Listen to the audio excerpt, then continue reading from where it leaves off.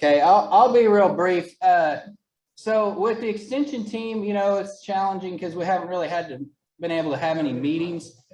Effective extension is this, you know, a process of building relationships and developing those relationships into changes in management, essentially, is what extension is. And over the last year and a half or so, we haven't really been able to do that. We've done some Zoom stuff, virtual stuff, blogs, and all kinds of other things. But at the end of the day, the participation in those things are pretty limited to CCAs and applicator license holders that need the CEUs to a great extent.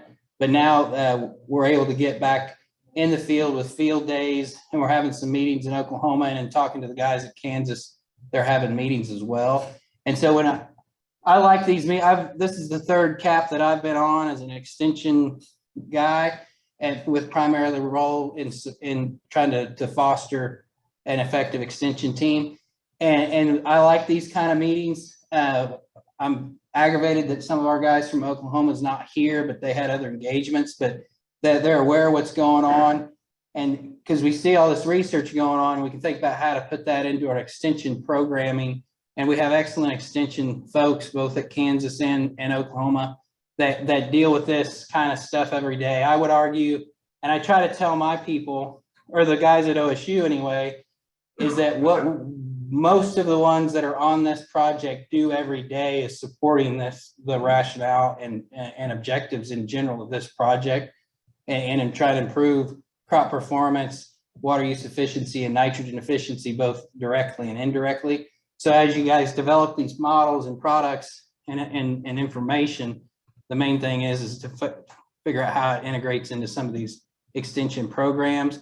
And certainly when we have our winter meetings and things like that, just like last year, we can have a session devoted to this at our crop school. And I'm sure the guys at Kansas can fit it into some of their crops clinics and stuff like that.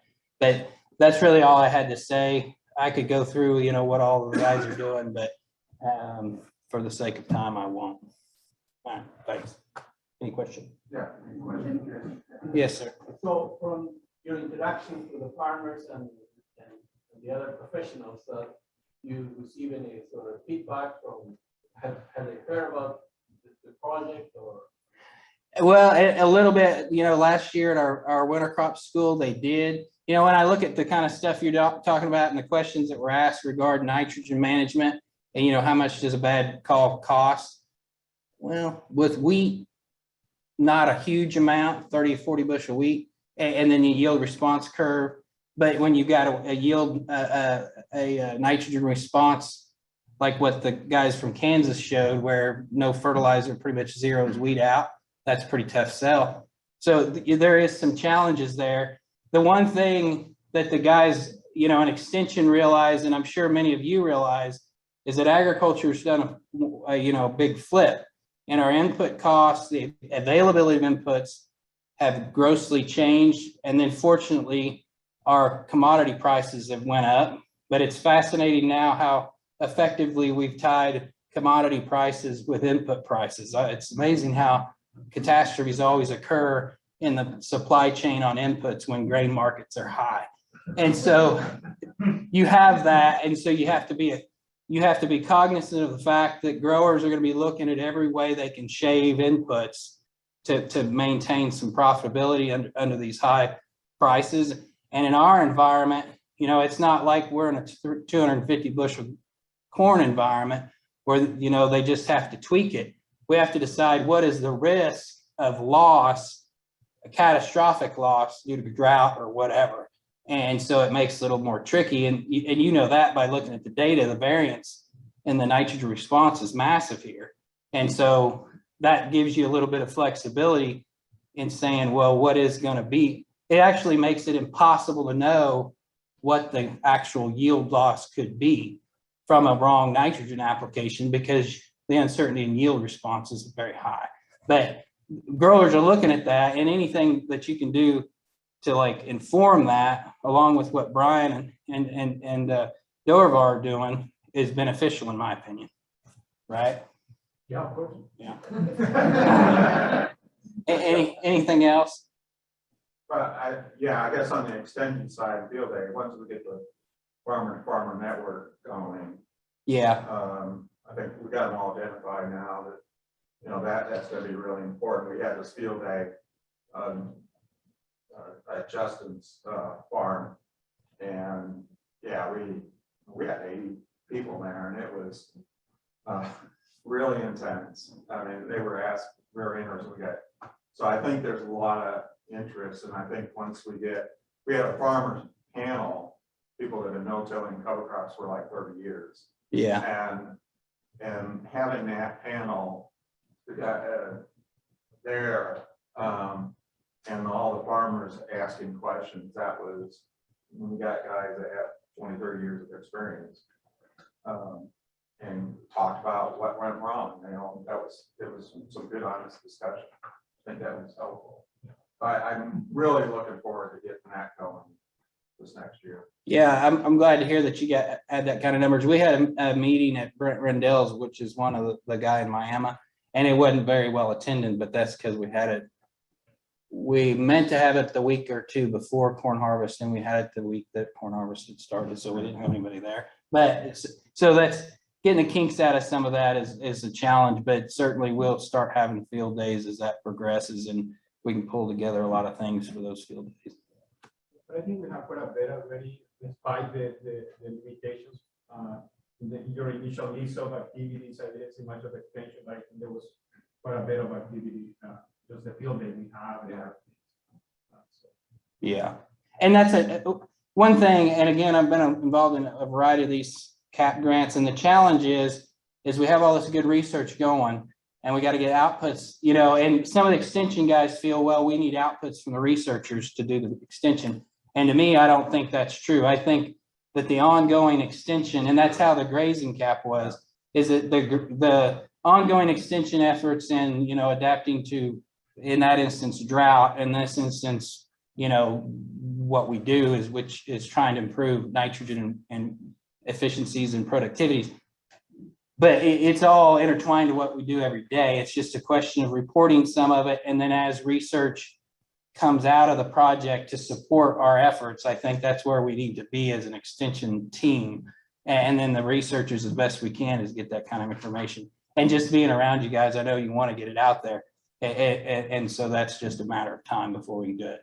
But like earlier, we're talking about is if you could, you know, do the research for 5 years and then have a 5-year extension program, that'd be more effective use of the CAP dollars than having it all crammed in one 5-year program. But anyway, I said I would keep it short. Yes, yeah, Tyson. Yeah, so it's one of the things to me that I guess a big unknown for this farmer to farmer network as we try to build that out. You know, what are the experiments on those farms that, you know, would be sort of most relevant so I think the extension folks could really speak to that. Maybe that's something in the breakout that y'all can talk about. Like, you know, what would be some of the key experiments that we might look at some of these on-farm locations try to ramp those up? Need to repeat it because they can't hear. Oh, the question was what kind of on-farm experiments are we going to do on farmer to farmer projects? And to be honest, I haven't had a good, our team, at least at OSU, really needs to have a conversation about that. And you know, last year, the last time we met, I guess it would be 2 years ago, is a discussion of what that would look like and how you would identify like the site specific characteristics of all those. And you know, some of these guys are going to be very willing to use cover crops, and then others are going to be rotations. But you have a field scale crop rotation study, it becomes very complex. So then we can start looking at like using the model to predict nitrogen requirements and things like that. I think that would be very simple, fairly low risk kind of scenario is to compare the model based in versus standard practices and things like that. So I would think it's going to have to be a farmer to farmer variation in the comfort with which they have with the practices that we're interested in looking at. Yeah, no, I completely agree with that. And I think what we're seeing is the farmers are at different levels. You know, some of them are already advanced and they're looking at fine tuning nitrogen, others still looking at cover crops. And I think that opened an opportunity. Just yesterday, I was talking to Lickner, one of the farmers, and He's also a situation where pH is a problem, taking over a farm that has been full tillage continuous wheat for decades, right? And so it's really start from zero in that situation. Huge opportunities, and then we have others that are really looking at fine tuning things. And so I think we have a wide range of type of farmers. And I think it's a great opportunity. Yeah, so Brian, you want to kind of paraphrase that? Oh, So the what Dorvar was saying is that it really depends on the farm situation, and actually that's a great opportunity because then you've got a variety of conditions to have some flex. And what we do, and Carlos, when you're in the breakout, you can share how we've done in Dorvar and but what we've done in the case of our farm network is that we have some basic principles, their standard practice and then an improved practice that they think would improve, or we, and consultation that improves soil health focus. In this case, it'd be nitrogen or water or soil health and so Dorvar is right. We got one farm, Flickner, that we're going to be enrolling. His pH is like 3.8 or something like that. That's a new ground. That's a new ground. It wasn't, yeah. So yeah. So it's, yeah. So he's been cover cropping, but then we got like Doug Palin's been cover cropping in no-till for 30 years, and his organic matter is what, 6% or 7%. And so what we actually did, he did his normal rotation, and it changes from year to year. Based on the weather conditions. But what we're doing now has microplots in there to on end rates. So he wants to know how much nitrogen value he's getting from that 7% organic matter without mining it. So we got 5 years of 0 N, 4 N rates, I believe. Yeah. So just something like that.